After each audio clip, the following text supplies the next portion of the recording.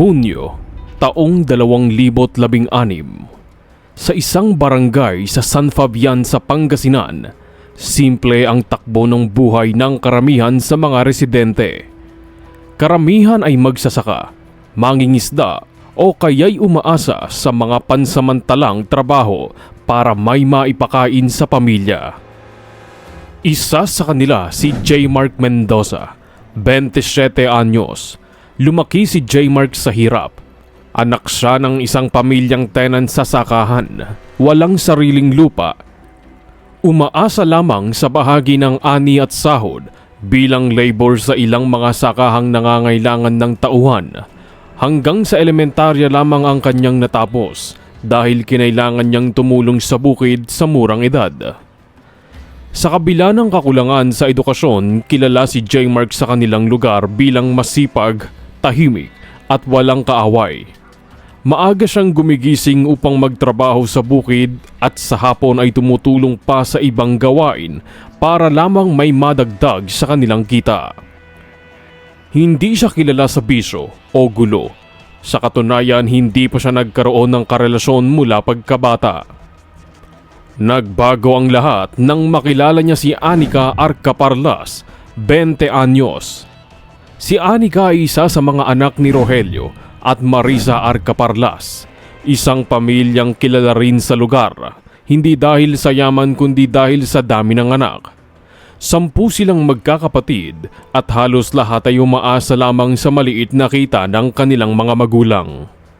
Ang ama na si Rogelio ay isang sabungero. May mga pagkakataong nananalo ngunit mas madalas ay wala siyang naiuuwing pera. Ang ina naman na si Marisa ay gumagawa ng barbecue stick sa bahay para kahit papano ay may maipangtustos sa araw-araw. Sa kabila ng kahirapan, kapansin-pansin si Anica. Maganda at maputi at may likas na karisma. Kahit hindi nakapagtapos ng pag-aaral at halatang immature, ay marami pa ring nahuhumaling sa kanya sa kanilang barangay. Isa na roon si J. Mark. Tahimik lamang ang kanyang paghanga sa simula, ngunit kalaunan, naglakas loob siyang magtungo sa bahay ng mga Arcaparlas upang ipahayag ang kanyang intensyon na manligaw. Sa unang pagpunta niya, may dala siyang kaunting pasalubong, prutas mula sa bukid at ilang ani na galing sa kanilang sinasaka. Ipinakita niya na kahit simple ang kanyang buhay, handa siyang magsikap para kay Anica. Noong una, tila walang pakialam ang mga magulang ni Anica sa kanya. Sanay na sila sa mga lalaking nagkakagusto sa anak at wala silang pakialam dahil mas abala sila sa kani-kanilang buhay at kung paano mairaraos ang pang-araw-araw. Ngunit nagbago ang kanilang pakikitungo nang makita nila ang benepisyo na maaari nilang makuha mula kay J. Mark. Unti-unting naging bukas ang kanilang bahay para sa lalaki. Regular na bumibisita si J. Mark. Tumutulong siya sa gawaing bahay, nagdadala ng pagkain at minsan ay nagbibigay pa ng manok o ani sa tuwing may okasyon. Madalas din siyang pinauupo sa mga inuman ng magkakapamilya. Pinapakilala sa mga kamag-anak at tila tinatrato na parang bahagi ng kanilang tahanan. Para kay J. Mark, iyon ang palatandaan na tinatanggap siya ng pamilya. Ngunit hindi niya napansin na sa likod ng pagtanggap na yon, may unti-unting nabubuo. Ang isang panloloko na sa huli ay sisira sa kanya. Sa mga sumunod na buwan, matapos tanggapin si J. Mark sa bahay ng pamilya Arcaparlas, naging bahagi na ng rutinang pagpunta roon. Halos linggo-linggo siyang bumibisita. Sa simula, simpleng tulong lamang ang ibinibigay niya, mga gulay mula sa bukid, bigas at kung minsan ay kaunting pera na ambag sa tuwing nakikikain sa bahay.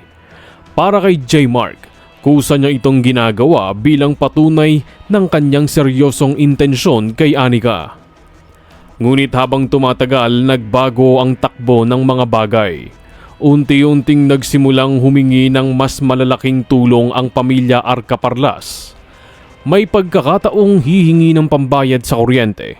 Minsan naman ay para sa pagkain o pambili ng gamot may mga araw ding may bigla ang pangangailangan ng pamilya at si J. Mark ang una nilang nilalapitan. Hindi man direkta, ngunit ramdam ni J. Mark na parang inaasahan siya ng pamilya.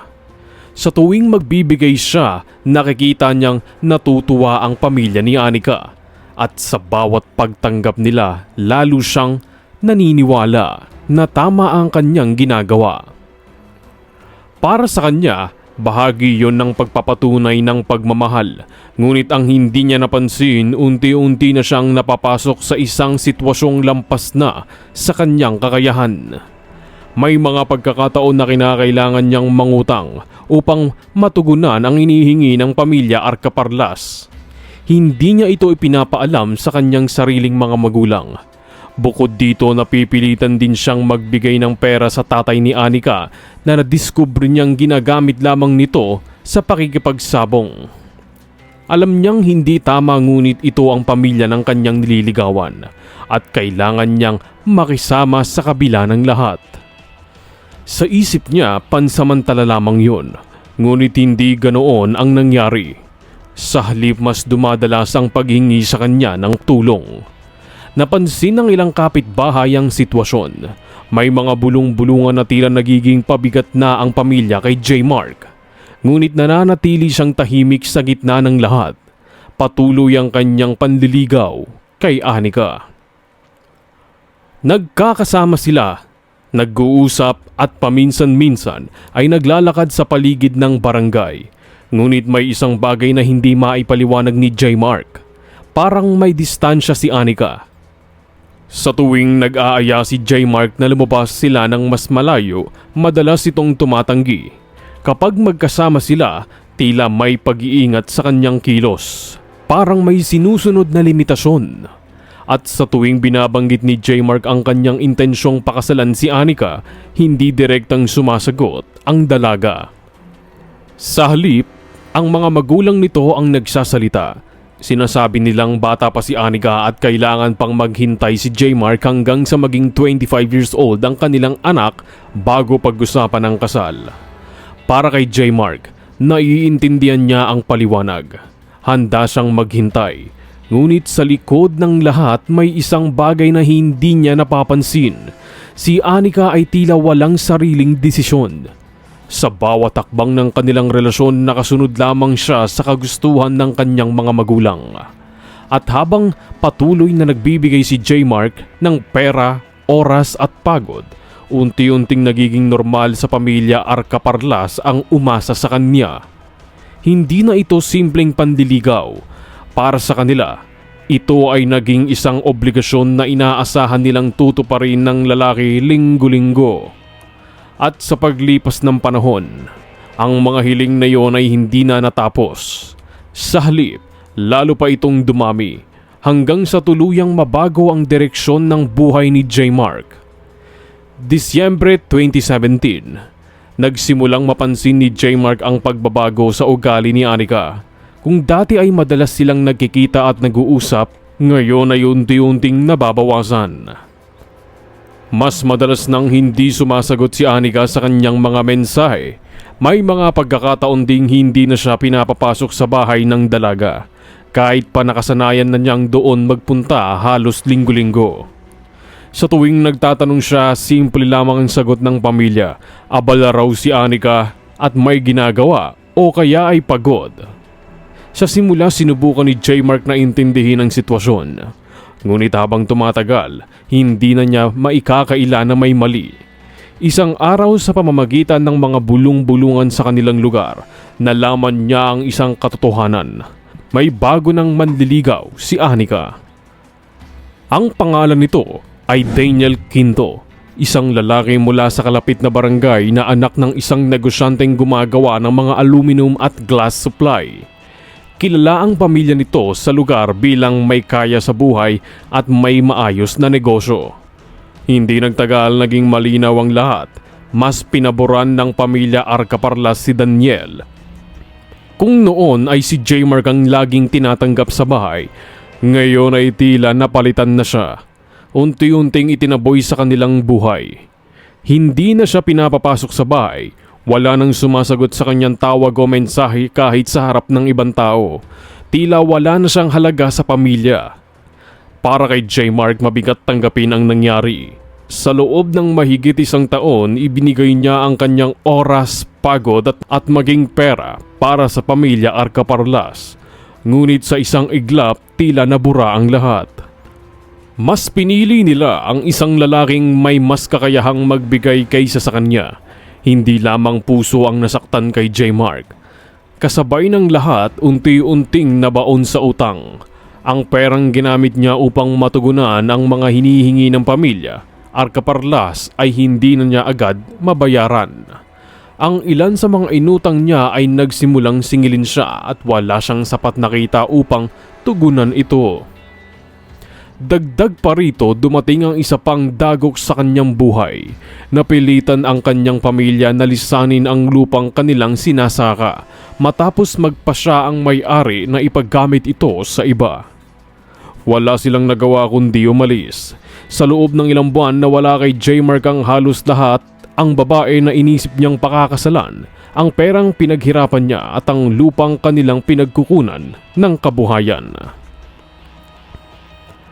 Dito nagsimulang magbago ang kanyang pagkatao. Mula sa isang masipag at tahimik na lalaki, naging mailap at laging mapag-isa si J. Mark. May mga nakakapansin sa kanya na madalas na lamang nakaupo ito sa gilid ng kalsada, tahimik at tila malayo ang iniisip. Sa likod ng kanyang katahimikan, unti-unting nabuo ang galit at sakit na hindi niya maipahayag.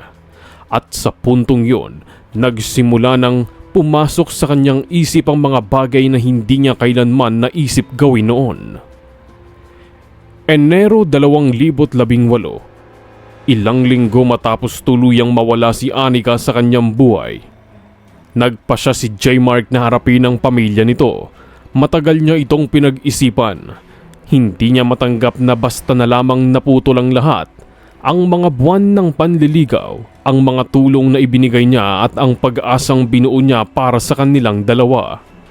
Nagtungo siya sa bahay ng pamilya Arcaparlas. Tahimik na pumasok sa bakuran, dala ang pag-asang kahit papano ay magkakaroon sila ng maayos na pag-uusap.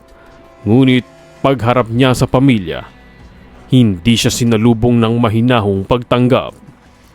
Sa halip, naramdaman niya ang lamig ng pakikitungo. Ayon sa ilang nakasaksi, hindi naging maayos ang kanilang pag-uusap. Sinubukan ni J. Mark na linawin kung ano ang nangyari at kung bakit bigla na lamang siyang iniwasan. Binanggit din niya ang mga tulong na ibinigay niya sa pamilya sa loob ng mahabang panahon. Ngunit sa halip na paliwanag, pagmamaliit ang kanyang natanggap. Sinabi umano ng ama ni Anika na hindi naman nila siya pinilit na tumulong, na ang lahat ng ibinibigay niya ay kusa niyang ginagawa. May mga salitang binitawan na tumama kay J. Mark na isa lamang siyang tenant at mahirap at walang maipagmamalaki kumpara sa bagong manliligaw ni Anika na ginamit lamang siya at ngayon ay wala ng pakinabang. Sa puntong yon, lalo pang uminit ang sitwasyon. Nagkaroon ng mainit na pagtatalo sa pagitan ni J. Mark at ng ama ng dalaga. Umabot ito sa puntong kailangan silang paghiwalayin ng ibang miyembro ng pamilya. Walang narating ang pag-uusap. Sa halip na malinawan, lalo lamang nadagdagan ang bigat ng loob ni J. Mark. Umalis siya sa bahay na tahimik, ngunit sa loob ay puno ng galit. Hindi na nagkaroon ng balita ang pamilya kay J. Mark matapos ang araw na yon. Hindi na rin nila binalak na itaas pa ang usapin ng eskandalo sa barangay dahil abala lamang ito para sa kanila. Habang sila'y nagpapatuloy sa kanilang buhay na parang walang nangyari, naroon si J. Mark na lugmok at unti-unting nilalamon ng galit. Pinili niyang maging tahimik habang pinagmamasdan sa malayo kung paanong masaya ang pamilya Arcaparlas at si Anika sa piling ng bago nitong manliligaw. Ngunit ang pananahimik na yon ay hindi na magtatagal dahil sa likod nito ay unti-unting nabubuo ang isang desisyon. Isang desisyong bunga ng matinding galit, sakit at pakiramdam ng panlilinlang. At sa mga susunod na linggo, ang desisyong yon ay hindi magdadala sa isang trahedyang hindi na maaaring balikan. Marso taong 2018, tahimik ang gabi sa San Fabian. Karamihan sa mga bahay ay patay na ang ilaw at tanging maririnig ay ang tunog ng hangin at paminsan-minsang tahol ng aso. Sa loob ng bahay ng pamilya Arcaparlas, mahimbing na nagpapahinga ang karamihan sa magkakapatid. Walang nakapansin na sa labas ng kanilang bahay may isang lalaking nakatayo sa dilim. Si J. Mark Mendoza. Tahimik siyang nakapwesto. Tila pinag-iisipan ang susunod niyang gagawin. Sa loob ng ilang linggo, kinimkim niya ang galit at sakit na dulot ng nangyari sa kanya. Sa gabing yun, dala niya ang isang baril. Dahan-dahan niyang nilapitan ang pintuan ng bahay. Sanay na siya sa lugar na yon. Kabisado niya ang mga galaw ng pamilya at kung paano makapasok ng hindi agad napapansin. Sa isang iglap, nagawa niyang makapasok sa loob. Tahimik ang paligid. Walang nakakaalam ng kanyang presensya. Sa loob ng bahay natutulog ang mag-asawang Rogelio at Marisa. Doon niya itinuro ang baril. Sa loob lamang ng ilang segundo, naganap ang hindi inaasahan. Nagising ang ilang miyembro ng pamilya sa malakas na tunog. Sumunod ang sigawan ng mga anak na nagulat at natakot sa nangyari. Sa gitna ng kaguluhan, nakita nilang nakabulagta ang kanilang mga magulang. Hindi na gumagalaw, hindi na damay ang mga magkakapatid at maging si Anika. Para kay J. Mark, tila malinaw ang kanyang target. Matapos ang insidenteng yon, mabilis siyang tumakas sa lugar bago pa man makaresponde ang mga kapitbahay. Ilang minuto lamang ang lumipas, nagsimulang dumating ang mga residente sa bahay matapos marinig ang mga sigawan. Agad nilang nakita ang sinapit ng mag-asawa. Tinawag ang pulisya at isinugod ang mga biktima, ngunit huli na ang lahat. Sa mga unang ulat ng mga saksi, iisa ang pangalan ng lumutang bilang suspect. Walang iba kundi si J. Mark Mendoza.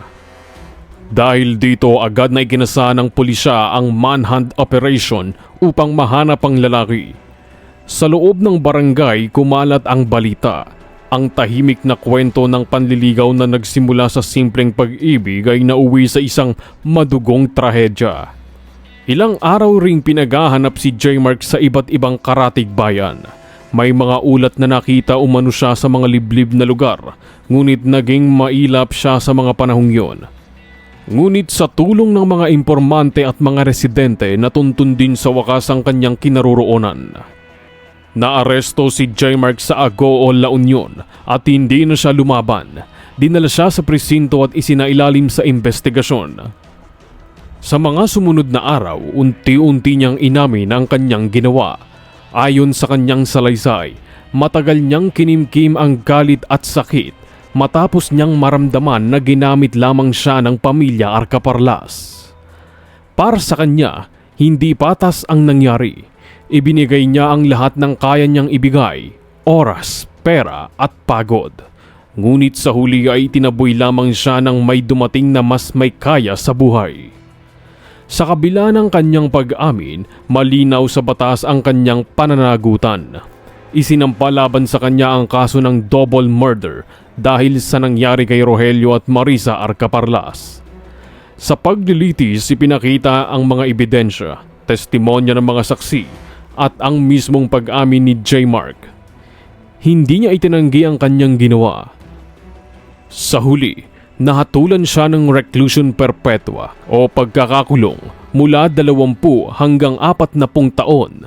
Ngunit may pagkakataong mas mapapababa sa ilalim ng good conduct time allowance.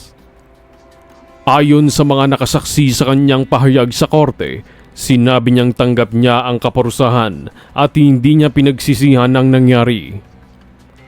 Samantala, malaki ang naging epekto ng insidente sa pamilya Arcaparlas. Hindi na natuloy ang panliligaw ni Daniel kay Anika dahil sa iskandalong bumalot sa kanilang pamilya. Sa pagkawala ng kanilang mga magulang, naiwan si Anika upang harapin ang responsibilidad sa kanyang mga kapatid. Ngunit dahil sa kakulangan ng kakayahan at tulong, Ilan sa kanyang mga kapatid ay napilitang dalhin sa pangangalaga ng DSWD.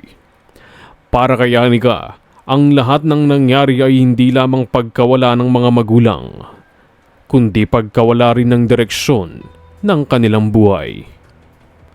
Sa kabilang panig, sa loob ng kulungan, naiwan si J. Mark upang harapin ang resulta ng kanyang desisyon. Ang galit na minsang pinagmulan ng kanyang kilos ay napalitan ng katahimikan. At sa katahimigang yon, unti-unting sumisilip ang bigat ng kanyang ginawa.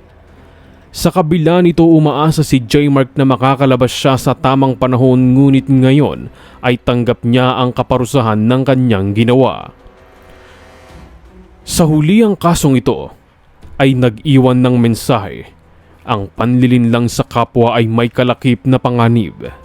Hindi ito basta dumarating, ngunit kapag naningil ang tadhana, maaaring maging kasing bigat ng sinapit ng mag-asawa ang mangyari kung saan buhay ang naging kapalit ng kanilang panlalamang.